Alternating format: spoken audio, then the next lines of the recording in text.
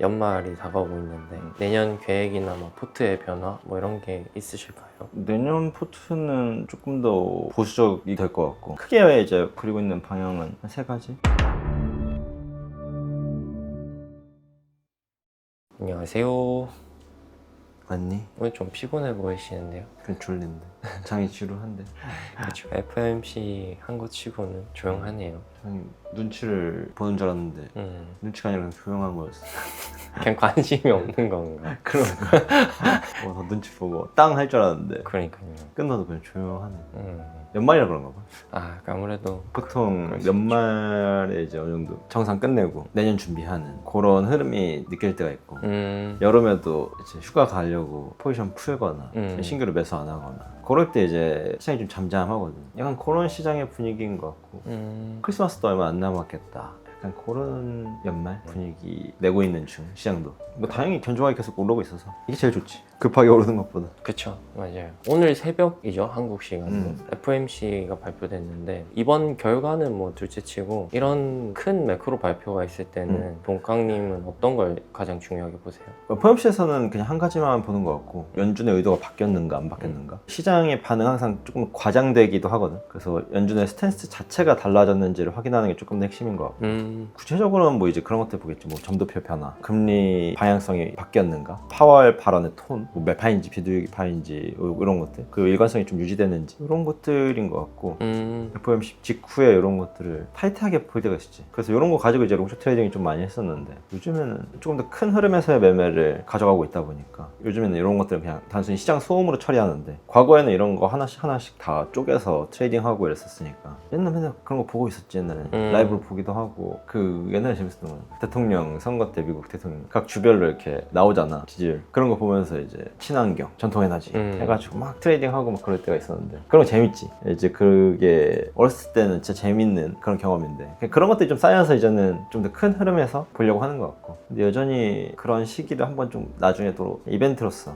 좀 그런 한 해를 재밌게 보내보고 싶다는 생각을 좀 하는 것 같아. 약간 유튜브로도 매년 약간 그렇게 욕심이 나는데, 나중에 기회가 된다 그러면 동강의 어린 시절에 그 타이트하게 트레이딩 하던 시기 보여줄 수 있는 언젠가 있지 않을까.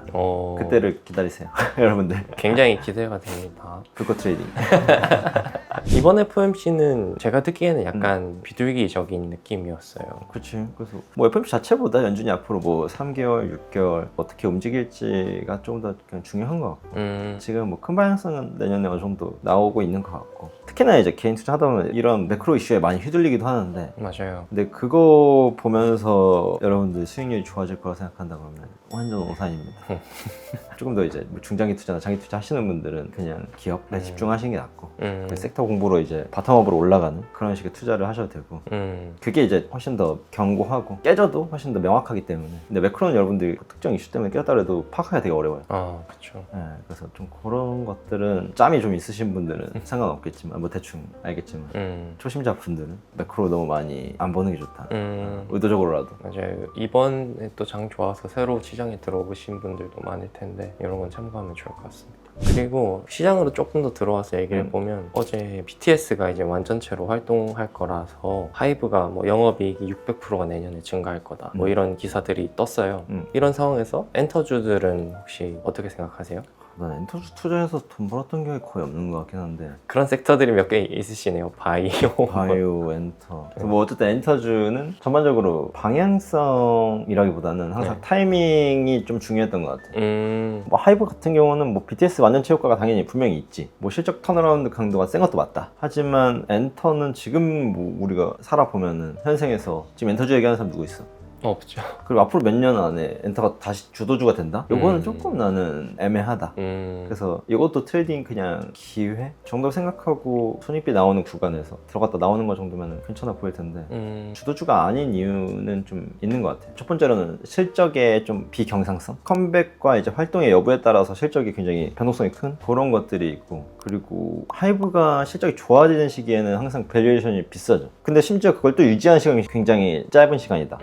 그러니까 순간적으로 탁 튀고 그냥 바로 김 빠지는. 그러니까 이게 좀 이렇게 쭉 우상향하는 좀 그런 그림이 그려져야 되는데 엔터는 좀 산업 특성상인지 뭔지 모르겠는데 그런 게 나는 좀 안 맞고 보통 나는 이제 쭉 잘 가는 섹터 그리고 그 종목에서 일부 보유하고 일부 트레이딩하면서 수익률이 조금 더 극대화하는 추세 추종을 많이 쓰는데 네. 엔터는 항상 흐름이 가다가 팍 꺼지고 좀 그런 시기가 있었고 그리고 세 번째로는 경쟁이 훨씬 치열한 것 같다 옛날보다. 뭐 JYP 요즘 잘하고 뭐 SM 잘하고 큐브 뭐 이런 데도 잘하고 그리고 글로벌 인디 그 레이블도 되게 많잖아. 네. 경쟁도 치열한 것 같고 그래서 조금 성장성이 좀 애매한 것 같다. 그 BTS 돌아와서 하방이 단단해진 거 알겠어. 근데 사람들이 이거 진짜 미래에 성장성 있는데? 이런 기대감을 줄 수 있는 영역이 있어야 되는데 그러니까 BTS의 복귀가 기대감이 아니라 BTS 같이 클 수 있다 얘네 이런 류의 그룹들이 계속 나와줘야 이게 주가 하방은 BTS가 지키고 상방은 신규 그룹들이 뚫어주는 건데 이게 좀 구조적으로 엔터가 안 맞는? 그러니까 좀 크면은 사람들이 다 느슨해지고 어쩔 수 없이 사람인지라 내가 슈퍼스타인데 이미 내가 제니고 내가 방탄소년단의 뭐 정국이고 그러면 내 인생 살지. 전국 찬란한 날에 그렇겠죠. 막 공연을 이전 신인 때처럼 막 연애 뭐 몇십 회 돌겠냐고 글로벌 투어를 아닐 거란 말이지.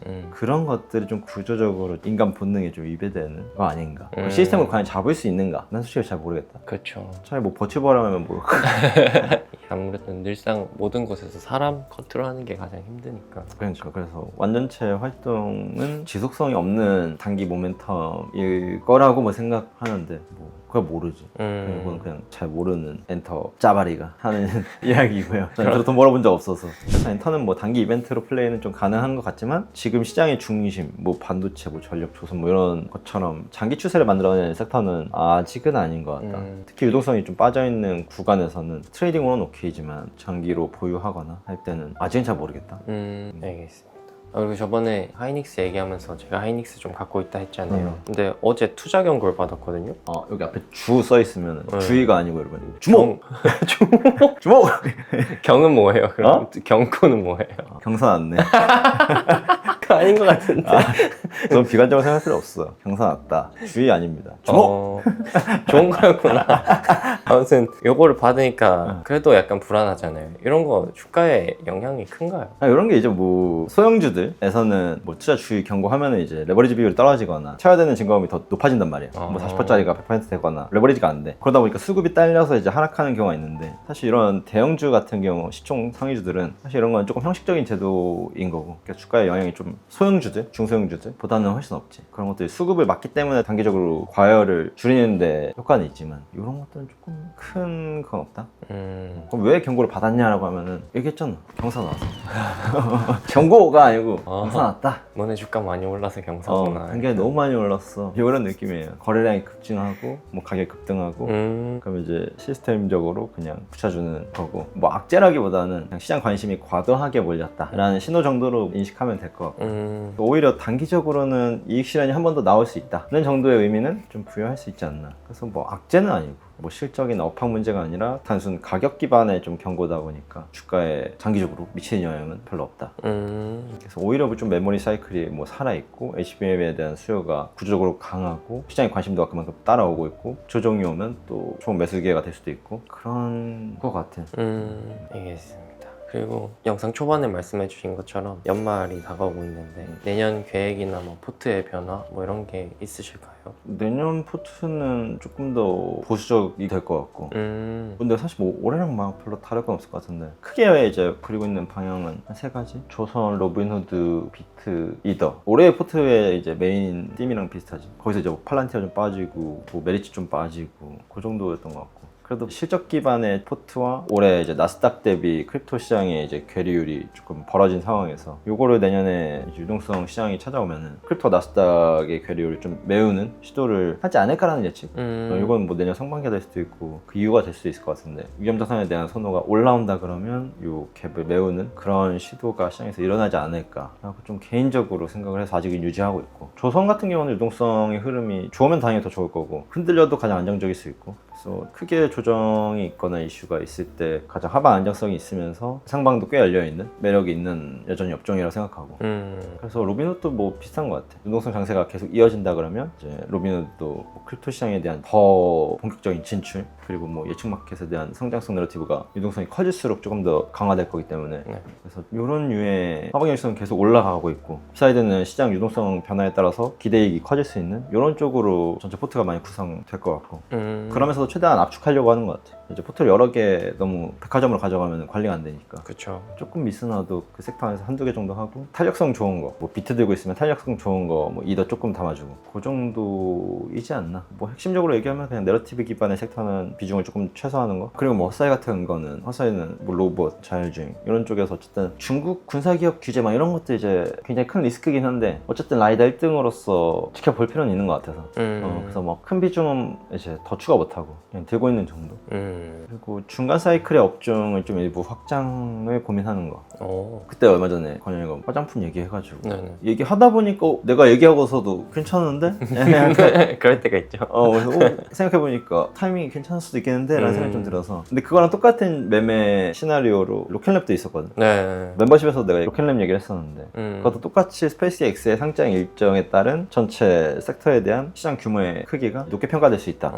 그런 면에서 이제 로켓랩도 주가가 발사체 연기로 인해서 좀 주가 눌려 있었거든. 그렇다 보니까 내년 이제 상반기쯤 타이밍이 나오지 않을까 싶어서 청고점 목표로 담아봐도 좋겠다라는 생각을 했는데 그러고 나서 4거래 만에 막 25% 막 이렇게 올라가거든. 그래서 좀 타이밍을 안 주네. 좀 모아가려고 그러면 해킹 당했나. 사람 생각이 비슷한 건지. 결론적으로 얘기하면 그냥 뭐 포트는 크게 막 흔들고 있진 않지만 AI 메가 트렌드에서 유동성에 이제 유난히 취약해지는 자산들 좀 줄이고 실적과 구조가 좀 확실한 섹터들로 정리 정돈을 더 하는 26년이 되지 않을까. 알겠습니다. 그리고 그 마지막으로 연말 선물로 뭐 선장님이 준비하신 게 있다고 하시던데. 12월에 여러분 특별 할인이 들어가니까 이 기회를 놓치지 마시고 들어오라 이 말이야. 제 배에 타라 이 말이야. 승선하시라 이 말이야. 네. 저희가 멤버십 한 지 얼마 뭐 되진 않았는데 같이 하시는 분들 잘 따라오신다 그러면 괜찮을 것 같고 유튜브는 사실 막 이렇게 일주일에 하나 올라갈 때도 있고 뭐 2개 올라갈 때도 있는데 여기는 그래도 토요일 빼고는 그래도 매일 쓰려고 하거든요. 네네. 그래서 시장에 대한 이제 온도 그리고 이제 뭐 시장 방향에서 갑자기 괜찮은 것들이 나오면은 괜찮은데 하고 아이디어를 올릴 때가 있기 때문에 그런 거 잘 따라오시는 분들은 수익률이 괜찮았던 것 같고 그런 측면에서 26년에도 같이 하실 분들 또 12월에 연말이니까 크리스마스 선물로 제가 특별 할인을 준비했으니까 자주 들어오시면 좋을 것 같고요. 그리고 이걸 이제 맛보기로 보고 싶다 라고 하시는 분들은 저희 우무투 카페에서 맛보기를 제공하고 있으니까 한번 보시는 것도 괜찮을 겁니다. 알겠습니다. 그러면 다음 시간에 뵐게요. 안녕.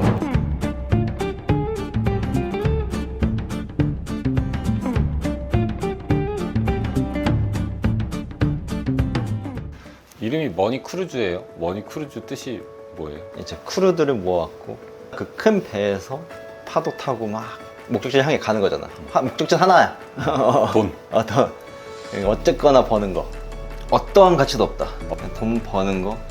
저는 방향성을 설정하고 같이 이 배가 침몰되지 않게 잘 관리하는 바람을 좀 느끼고 물고기 많으면은 중간에 우리 좀 어망덤 좀 펼쳐보고 그런 과정들을 상상해 보니까 좀 머니 크루즈라는 말이 잘 어울리는 것 같아서 그래서 데일리 픽 예를 들면은 지금 현대중공업이 뭐 한 10몇 프로 오르고 있는데 이거에 관한 뉴스가 뭐였는지 내일 이 주식이 어떤 리스크를 갖고 있을지 뭐 시나리오라든가 음성이나 혹은 짧은 텍스트로 공유해주는 유튜브에서는 못하니까 제가 어쨌든 밥 먹고 하는 게 이거니까 어떻게 바라보고 있는지 그리고 그 중에서 좀 집중하고 있는 것, 그 우선순위를 따지는 것들 중에서 뭘 중요하게 생각하는지 그걸 같이 보는 중간 코너가 될 것 같아요. 제가 어떤 주식을 들고 있는지 그 포지션을 같이 월간 단위로 공유하면서 편입 편출 당연히 있을 거고 그 안에서 비중 조절도 당연히 있을 거고 처음 타시는 분들은